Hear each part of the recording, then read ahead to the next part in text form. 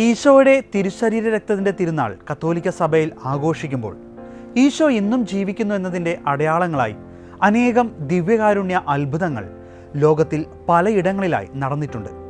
അതിൽ ഭൂരിഭാഗം അത്ഭുതങ്ങളും ദിവ്യബലി മധ്യേ നടന്നതാണ്. എന്നാൽ ഒരു വീട്ടിൽ വെച്ച് ദിവ്യകാരുണ്യ അത്ഭുതം സംഭവിച്ചിട്ടുണ്ട്. ജർമ്മനിയിലെ ഒരു നഗരമായ ഓക്സ്ബർഗിലെ ചരിത്രപ്രസിദ്ധമായ ദേവാലയമായിരുന്നു ഹോളി ക്രോസ് ദേവാലയം. അവിടുത്തെ നിത്യ സന്ദർശകയായിരുന്ന ഒരു സ്ത്രീയിൽ നിന്നാണ് ഈ മഹാത്ഭുതത്തിൻ്റെ ചരിത്രം ആരംഭിക്കുന്നത്. അവിടെ എന്നും വിശുദ്ധ കുർബാനയിൽ പങ്കെടുത്തിരുന്ന ആ സ്ത്രീ കൂദാശ ചെയ്തതായിരുന്ന തിരുവോസ്തി കൈക്കലാക്കി അത് സ്വന്തം ഭവനത്തിൽ സൂക്ഷിക്കുവാൻ തീരുമാനിച്ചു. വിശുദ്ധ കുർബാന സ്വീകരണ മധ്യേ വായിൽ സ്വീകരിച്ച തിരുവോസ്തി രഹസ്യമായെടുത്ത് അവൾ വീട്ടിലേക്ക് കൊണ്ടുപോയി. വീട്ടിലെത്തിയ അവൾ ഉടനെ തന്നെ ഓസ്തി സൂക്ഷിക്കുവാനായി ഒരു ചട്ടക്കൂട് തയ്യാറാക്കി.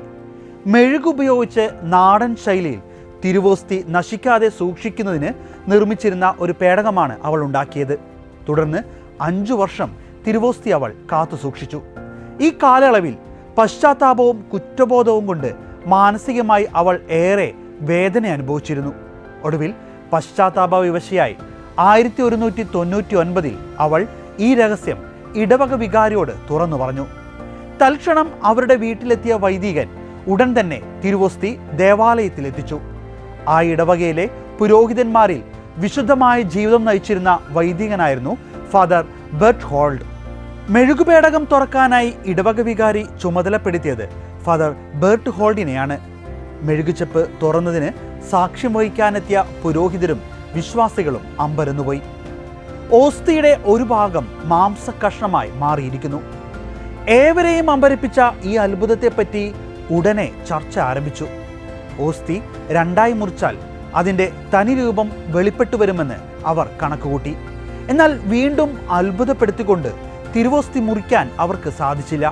കാരണം നൂല് പോലുള്ള ഞരമ്പുകളാൽ ബന്ധിപ്പിക്കപ്പെട്ട് ആ തിരുവോസ്തി കൂട്ടിയോജിക്കപ്പെട്ടിരുന്നു. ഈ അത്ഭുത കാഴ്ച നേരിട്ട് കണ്ട വൈദികരിൽ ഭൂരിഭാഗവും പേടിച്ചു വിറച്ചു. സംഭവം ഒരു രഹസ്യമായി സൂക്ഷിച്ചാൽ മതിയെന്നാണ് കുറെ പേർ നിർദ്ദേശിച്ചത്. എന്നാൽ ഈ സംഭവം ബിഷപ്പിനെ അറിയിക്കണമെന്നാണ് കപ്യാർ അഭിപ്രായപ്പെട്ടത്. ഉടനെ തന്നെ അയാൾ ബിഷപ്പിനെ അറിയിക്കുകയും ചെയ്തു. എന്നാൽ ഇതിനകം തന്നെ ഈ വാർത്ത അനേകരിലേക്ക് എത്തിയിരുന്നു. ഉടനെ തന്നെ അവിടെ എത്തിയ ബിഷപ്പ് ഉദാൾസ്കാള തിരുവോസ്തി ശ്രദ്ധാപൂർവം പരിശോധിച്ചു. ഓക്സ്ബർഗിലും പരിസരത്തുമുള്ള ജനങ്ങളും മറ്റ് സ്ഥലങ്ങളിലെ പുരോഹിതരും അവരുടേതായ രീതിയിൽ പരിശോധന നടത്തി. ഓസ്തി മെഴുകു പേടകത്തിലേക്ക് തിരികെ വെച്ചു. കത്തീഡ്രൽ പള്ളിയിലേക്ക് മാറ്റാൻ ബിഷപ്പ് ഉടൻ തന്നെ കൽപ്പന കൊടുത്തു. ഉയർപ്പ് തിരുനാൾ മുതൽ സ്നാപയോഹന്നാന്റെ തിരുനാൾ വരെ ഓസ്തി കത്തീഡ്രൽ പള്ളിയിൽ പൊതുദർശനത്തിന് വെച്ചു. ഈ സമയത്ത് രണ്ടാമതും ഒരു അത്ഭുതം കൂടി നടന്നു. തിരുവോസ്തി വികസിക്കുവാൻ തുടങ്ങി. തന്മൂലം മെഴുകു പേടകം പൊട്ടി വേർതിരിഞ്ഞു. മെഴുകു കഷ്ണങ്ങൾ മാംസരക്തം കൊണ്ട് നിറഞ്ഞ് എല്ലാവരെയും വീണ്ടും അമ്പരപ്പിച്ചു. ബിഷപ്പിന്റെ നിർദ്ദേശമനുസരിച്ച് ഓസ്തിയും മെഴുകു കഷ്ണങ്ങളും ഒരു സ്ഫടിക പേടകത്തിലേക്ക് മാറ്റി.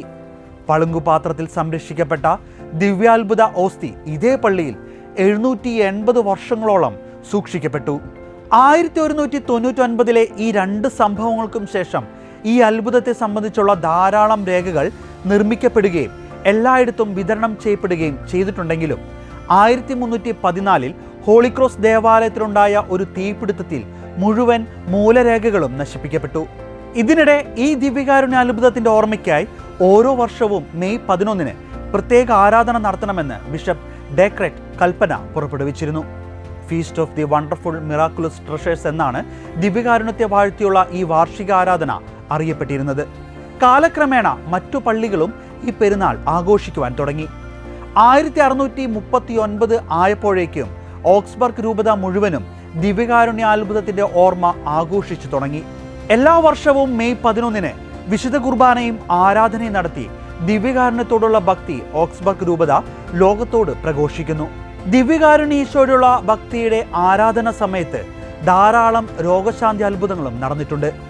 ലോകാവസാനം വരെ ഞാൻ നിങ്ങളോട് കൂടെ ഉണ്ടായിരിക്കുമെന്ന് പറഞ്ഞ ഈശോയുടെ വാക്കുകളുടെ നിറവേറ്റപ്പെടൽ കൂടിയാണ് ഓരോ ദിവ്യകാരുണ്യ അത്ഭുതവും. ഒപ്പം പരിശുദ്ധ കുർബാനയിൽ ഈശോയുടെ സാന്നിധ്യത്തെ സംശയിക്കുന്നവർക്കുള്ള മറുപടിയും. ലോകത്തിൽ നടക്കുന്ന ഓരോ ദിവ്യകാരുണ്യ അത്ഭുതങ്ങളും നമ്മെ വിശ്വാസത്തിലേക്കും വിശുദ്ധീകരണത്തിലേക്കും നയിക്കട്ടെ.